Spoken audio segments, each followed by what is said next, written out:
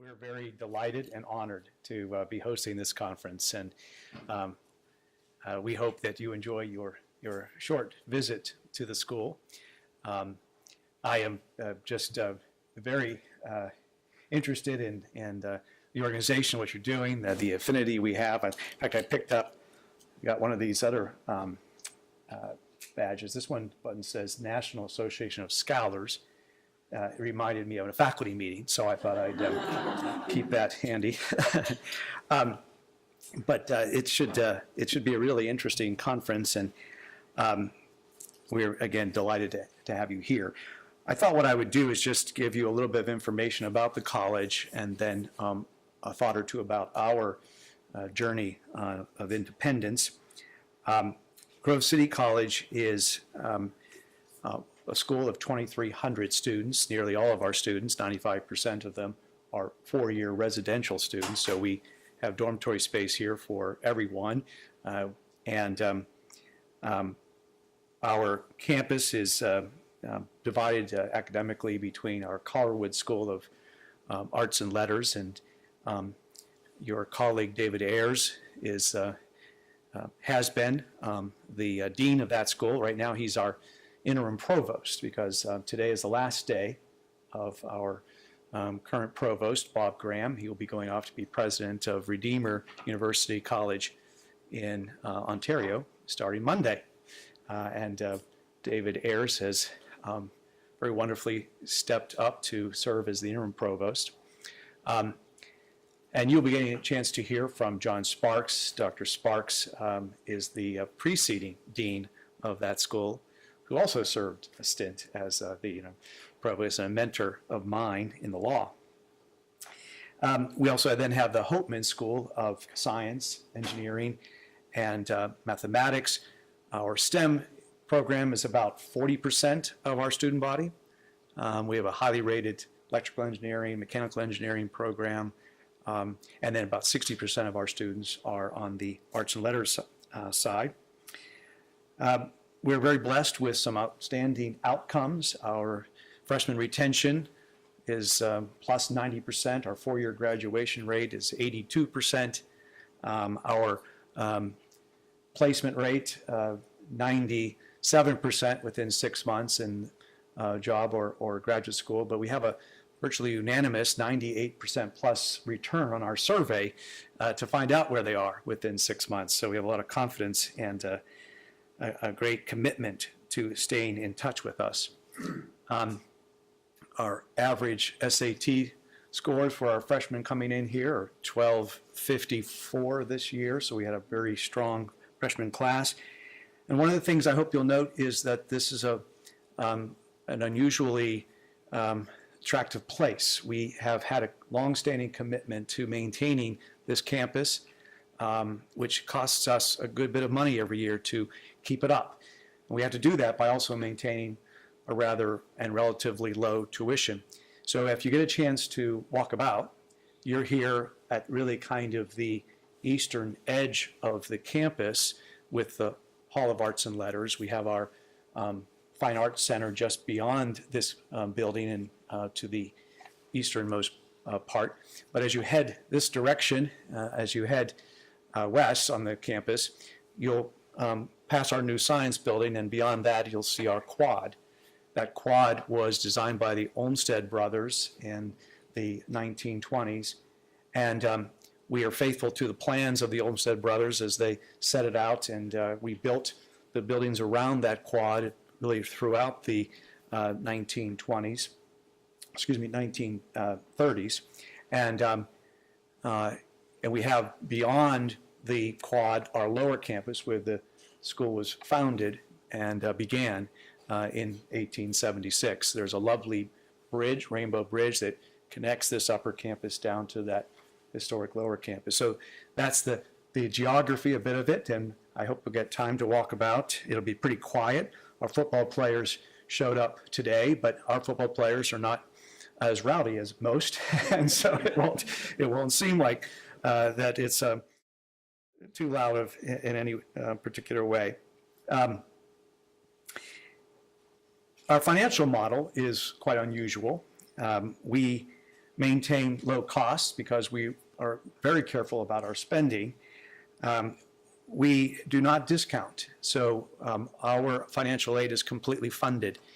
We have a good endowment, not an endowment that is equal to the Ivies or many of the other elite schools, but we're blessed to have a good endowment, but we fund all of our financial aid through our endowment and through giving on an annual basis. So we are scrupulous about not discounting our tuition price, and all financial aid comes through funded grants. And that means we have to have even more attention to keeping our price as affordable as possible. We have very low debt. We've historically had no debt or low debt, and so our board is very careful about that. And then finally, we don't accept any funds from the federal government. That means we don't participate in the Pell Grant program or the Stafford Loan program or receive grants from the National Science Foundation or other sources. No GI Bill money, and so it's a challenge to forego a number of those different programs. And that brings me then finally to this conference and its topic. It's an excellent topic, and it's one that we highly appreciate here, and there's just so many different aspects to it. Dr. Sparks tomorrow is going to walk through the story of our Supreme Court fight that occurred in the 1980s. That story, and you have a couple articles, I believe, in your reading materials that summarize that litigation and the Grove City legislation, the Grove City Bill, so-called Grove City Bill, the Civil Rights Restoration Act of 1988. That legislation and that Supreme Court decision, again, described for you in those white papers. The story perhaps begins in the summer of 1976, though. Interestingly, that was the summer just before I arrived as a freshman here on campus. And in the summer of '76, Dr. McKenzie, one of my predecessors, received a form from the Department of Health, Education, and Welfare. That was Form 639, and it was entitled The Assurance of Compliance for Title IX. And Charles McKenzie took a look at that form and made a number of different conclusions. The first, of course, was that there was no history of any discrimination against women on this campus. Just the opposite. We had been a campus that admitted men and women from the very beginning, and we had an equal number of sports teams, and our student body was 50-50. And so, and by the way, as that litigation that would follow that arrival of that form stretched out over the years, at different moments, different judges made the note of the fact that there was no record of discrimination whatsoever. In fact, made rather laudatory comments about Grove City's record of non-discrimination and commitment to equal access for men and women. So he knew we had no record of discrimination. He also knew we didn't take direct funding. Now, at that time, we thought that the money that a very small portion of our students were receiving for financial assistance from the BEOG grant. The BEOG was an education grant program by HEW at the time. A very small percentage of students receiving those grants were receiving those grants personally, but not the institution, and thought that didn't mean that we were federally funded. And then he knew we had a rich history of independence. That history is something that is quite remarkable. A book was written a number of years ago by Lee Edwards from the Heritage Foundation called Freedom's College. And if you have any interest in reading really the quite fascinating story of the legacy of freedom of Grove City College, Edwards summarizes it all here. But I wanted to read to you just one statement by the perhaps leading benefactor of this college. And it was something that, imagine this statement being said in 1948, and think about where we are today. After the war, that was the beginning really of the ramping up or the start of federal funds in the form of GI Bill. But then after the GI Bill money and the GIs came through the system, schools became more dependent on federal sources for financial help. And that led us into what Ashley was talking about in the 1960s with the Great Society monies and then other financial aid programs that followed. So here in 1948, when money started to flow from the federal government to higher education, this is what J. Howard Pugh, who had been the chairman of our board for 40 years, had to say. He says, "I know I'll be called a reactionary," J. Howard Pugh told Grove City alumni in 1948, "for expressing my violent opposition to federal aid for schools.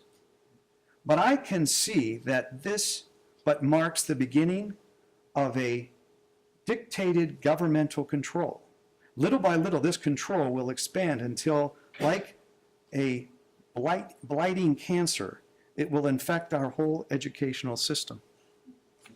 J. Howard Pugh, 1948. So that's the history that Charles Mackenzie was well aware of in 1976 when he received the assurance of compliance form and had to decide what to do. Well, John Sparks will tell you the rest of that story. And the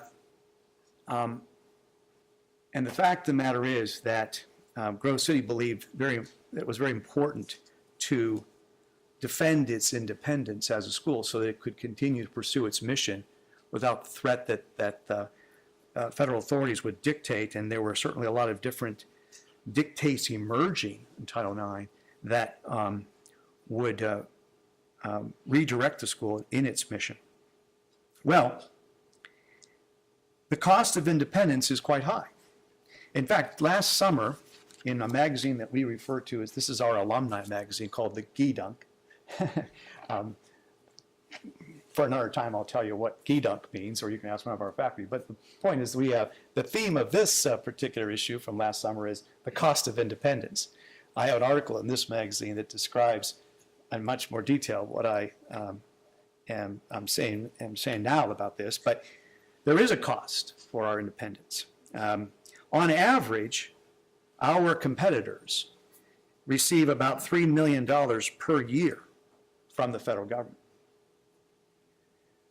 Now, when I say our competitors, I'm looking at Christian colleges where our students, if they don't attend Grove City, where do they attend? And that's the average. 6.25% of their annual operating costs of these competitors come from the federal government, which translates into a certain endowment size that they would have to generate that kind of cash every year. So we're already, and again, I mentioned earlier, we don't discount. So a non-discounting school that's not receiving any assistance from the federal government, you can see the nature of the challenge that we have in the marketplace. And so there's the question, is it worth it? And the lawyer who actually argued the case and passed away just about a year ago, David LaSalle, who a member of our board of trustees for a long time, received one of our achievement awards shortly before his death. And the topic of his speech, his acceptance speech, was it worth it? And he argued our case before the Supreme Court in 1983, the fall of '83. Well, we believe it was worth it. And how do we say that? Well, let me just conclude by saying, in my summer reading, I picked up Alan Jacobs' book, How to Think. And some of you may be familiar with it. In this book, Jacobs actually quotes Roger Scruton, who, in his book, The Uses of Pessimism, describes something that Scruton calls unscrupulous optimism. And here's how he defines unscrupulous optimism. This attitude, he says, is based on the belief that the difficulties and disorders of humankind can be overcome by some large-scale adjustment. It suffices to devise a new arrangement, a new system, and people will be released from their temporary prison into a realm of success. Scruton calls it, and this is now Jacobs referring to Scruton Scruton calls it unscrupulous because it lacks scruples, hesitations, self-critical inquiry. It runs headlong. And Jacobs goes on to say, optimistic attempts to promote what is clearly right will be presented as a pursuit of the common good. But Scruton believes that the attitude underlying them is always I-based. It's for the good of me and the people whose views are generally indistinguishable from mine. To this I attitude, Scruton contrasts the we attitude. And then he says the genuine we recognizes limits and constraints, boundaries that we cannot transgress, and that create the frame that gives meaning to our lives. Moreover, it stands back from the goals of the I, is prepared to renounce its purposes, however precious, for the sake of the long-term benefits of love and friendship. It takes a negotiating posture towards the other and seeks to share not goals but constraints. It is finite in ambition and easily deflected, and it is not prepared to trade increases in power and scope for the more rewarding goods of social affection. Very insightful. And my point is just that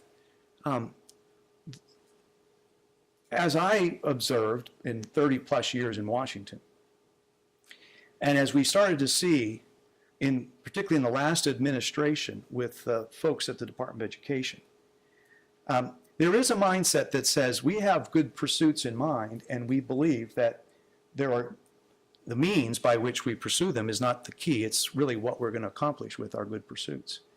And so if we impose more mandates on schools, we can do it because our cause is good. And the leverage we have, of course, is this money that we're providing to the schools.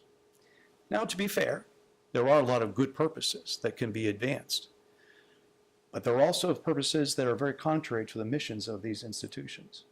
And the bottom line is that we safeguard our independence because we believe in the long run, by being free from the leverage and the control that comes from those federal funds, we also are going to be able to be in a better position to resist what would be unscrupulous optimism. Efforts to make an impact on public policy through this funding that would be completely contrary to our mission, which is very clear for us. So it's an exciting topic. It's an interesting thing for you all to discuss together, and I'm so glad that you're taking the time to do it. I believe we'll all be better off as a result. Enjoy your time here at Grove City College, and perhaps we will bump into each other over the next couple of days. Thank you very much.